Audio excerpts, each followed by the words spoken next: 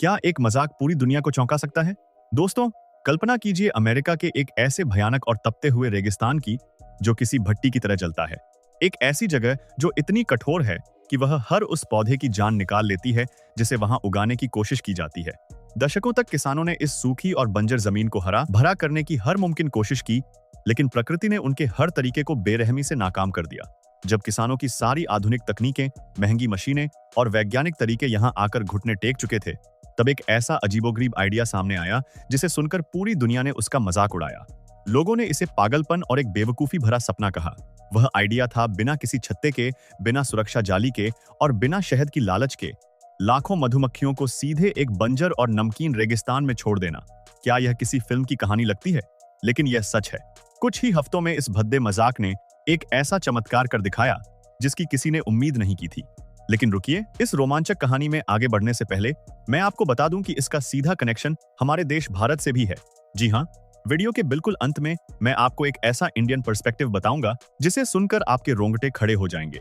आप सोचने पर मजबूर हो जाएंगे कि कैसे अमेरिका के रेगिस्तान की यह घटना हमारे भारत के किसानों की किस्मत रातों रात बदल सकती है। मैं आपको देश की एक ऐसी सच्चाई बताऊंगा जो आपको पूरी तरह हैरान कर देगी।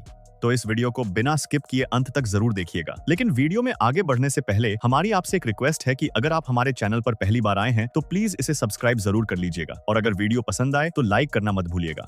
नेवाडा का बंजर रेगिस्तान और एक जिद्दी पौधा। अमेरिका का नेवाडा राज्य एक ऐसी पहेली बना हुआ था जिसका कोई जवाब नहीं था। यहाँ के तेज सूरज ने जमीन को भूनकर एक सख्त पपड़ी में बदल दिया था। झीलों के सूखने से मिट्टी के ऊपर नमक की ऐसी जिद्दी परत जम चुकी थी जिसे भेदना किसी भी फसल के लिए नामुमकिन सा था। यह पूरा इलाका एक खराब हो चुकी मशीन की तरह बर्ताव कर रहा था। किसानों की पैदावार मुट्ठी से फिसलती रेत की तरह कम होती जा रही थी। लेकिन प्रकृति के इस कठोर रूप के बीच भी अल्फाल्फा नाम के एक पौधे ने हार मानने से साफ इनकार कर दिया था। यह पौधा अपनी जड़ों को गहरे अंधेरे हिस्सों में धकेलकर पानी की छिपी बूंदों को खींच लाता था। अगर इस पौधे का सही तरीके से पॉलिनेशन हो जाए तो यह सिर्फ जिंदा ही नहीं रहता, बल्कि ऐसे बेशकीमती बीज पैदा करता है जो किसी भी किसान की किस्मत बदल सकते हैं। यह पौधा इस बंजर जमीन के लिए एक संजीवनी बूटी की तरह था, एक ऐसा फूल जिसे छूने से डरती हैं मधुमक्खियां। लेकिन अल्फाल्फा के साथ सबसे बड़ी समस्या खुद इसकी बनावट में छिपी थी। इसका हर एक फूल एक छोटे गुलेल या स्प्रिंग की तरह होता है। यह फूल तभी खुलता है जब इस पर एक बिल्कुल सटीक वजन और दबाव पड़े।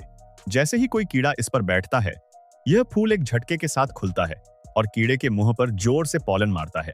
हमारी आम शहद वाली मधुमक्खियां, हनी बीज, इस अचानक लगने वाले झटके और दर्द से बचने के लिए इन फूलों के पास जाना ही छोड़ देती हैं। दूसरी तरफ छोटी मधुमक्खियों में इतनी ताकत नहीं होती कि वो इसे खोल सकें।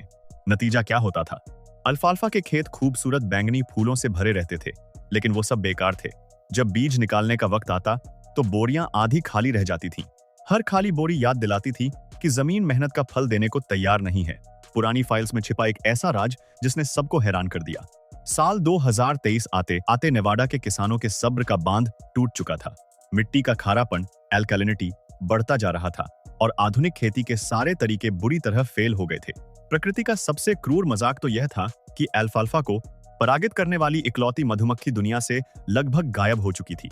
जब लगा कि सब खत्म हो गया है, तब डॉक्टर क्लारा मार्टिनेज नाम की रिसर्चर को पुरानी धूल भरी फाइल्स में एक सुराग मिला। 1970 के दशक के पन्नों में अल्कली बी नाम की एक अजीब मधुमक्खी का जिक्र था। यह शहद नहीं बनाती थी, छत्ते नहीं बनाती थी, बल्कि इसी खतरनाक खारी मिट्टी में अपनी सुरंगें बनाती थी। रिसर्च में सबसे चौंकाने वाली बात यह थी कि इस अल्कली बी का साइज, वजन और उतरने का तरीका अल्फाल्फा के गुलेल वाले फूल के लिए एकदम परफेक्ट था। लेकिन केमिकल्स के इस्तेमाल से इनका घर उजड़ गया था। डॉक्टर क्लारा समझ गई कि नेवाडा को बचाने के लिए इसे वापस लाना ही होगा। दुनिया का सबसे पागलपन भरा एक्सपेरिमेंट। अगर अल्कली बी को वापस लाना था तो किसानों को खेती के हर नियम के खिलाफ जाना पड़ता। उन्हें अपनी मिट्टी का खारापन कम नहीं करना था, बल्कि उसे जानबूझकर और ज्यादा नमकीन बनाना था, क्योंकि अल्कली मधुमक्खियों को वही खारी मिट्टी पसंद थी। यह एक बेहद अजीब प्लान था। खेत के एक बड़े हिस्से को सफेद नमक से ढक दिया गया। नीचे हजारों डॉलर खर्च करके अंडरग्राउंड इरिगेशन का जाल बिछाया गया ताकि सही नमी बनी रहे। फिर तय किया गया कि बाहर से लाखों अल्कली मधुमक्खियां लाई जाएंगी और उन्हें सीधे इस नमक वाली नंगी जमीन पर फेंक दिया जाएगा। एक्सपर्ट्स ने इसे एक महंगा मजाक कहा। अखबारों ने इसे साल का सबसे बेवकूफी भरा एक्सपेरिमेंट करार दिया। लेकिन जो लोग प्रकृति को समझते थे उनके लिए यह एक खूबसूरत लॉजिक था। जब रेगिस्तान में छोड़ी गई लाखों मधुमक्खियां, वह दिन आ गया जिसका सबको इंतजार था। सफेद नमक से चमकता खेत तैयार था। जब मधुमक्खियों से भरे ट्रक पहुंचे तो वहां भीड़ जमा थी जो प्लान को फ्लॉप होते देखना चाहती थी। जैसे ही क्रेट्स खोले गए, लाखों अलकली मधुमक्खियां नमक वाली जमीन पर ऐसे गिराई गईं जैसे रेगिस्तान में जीवन की बारिश हो रही हो। वहां कोई छत्ता नहीं था, बस नमक वाली मिट्टी, चिलचिलाती धूप और एक नाजुक सी उम्मीद थी। सोशल मीडिया पर लोग हंस रहे थे और मजाक उड़ा रहे थे। टीवी पर एक्सपर्ट्स ने दावा किया कि ये कीड़े 2 दिन भी जिंदा नहीं बचेंगे। पूरी दुनिया को लगा कि किसानों का दिमाग खराब हो गया है। लेकिन अल्फाल्फा को समझने वाले लोग बिल्कुल शांत खड़े थे, क्योंकि असली जवाब जमीन के नीचे मिलने वाला था। जमीन के नीचे बसा एक जादुई शहर और बैंगनी क्रांति। शुरुआती कुछ दिनों तक जमीन के ऊपर ऐसा कुछ नहीं दिखा, लेकिन नमकीन पपड़ी के नीचे अलकली मधुमक्खियों ने सटीक गोल सुरंगें बनाना शुरू कर दिया था। जमीन के ऊपर जमी नमक की परत ने एक ढाल, शील्ड का काम किया और अंडों के लिए जरूरी नमी को कैद कर लिया। कुछ हफ्तों बाद असली जादू दिखना शुरू हुआ। अल्फाल्फा के खेतों में मधुमक्खियों की गिनती अचानक इतनी बढ़ गई मानो किसी ने अदृश्य दरवाजा खोल दिया हो। अलकली मधुमक्खियां फूलों पर बिल्कुल सटीक वजन के साथ उतर रही थीं। जैसे ही स्प्रिंग खुलता और पॉलन उनके मुंह पर लगता, वो पीछे नहीं हटती थीं। दूर से पूरा खेत ऐसा लग रहा था जैसे उसमें जान आ गई हो। जब हार्वेस्टिंग मशीनें चलीं तो सभी की बोलती बंद हो गई। बीजों की पैदावार पिछले सालों के मुकाबले 3 से 4 गुना ज्यादा थी। कुछ हिस्सों में इतने बीज निकले जिसे वैज्ञानिक असंभव मानते थे। उन लाखों मधुमक्खियों ने साबित कर दिया कि प्रकृति के पास हर बीमारी का इलाज है। भारतीय नजरिया, क्या हमारा देश भी इस चमत्कार के लिए तैयार है? दोस्तों, अब बात करते हैं उस इंडियन पर्सपेक्टिव की जिसका मैंने वीडियो की शुरुआत में वादा किया था।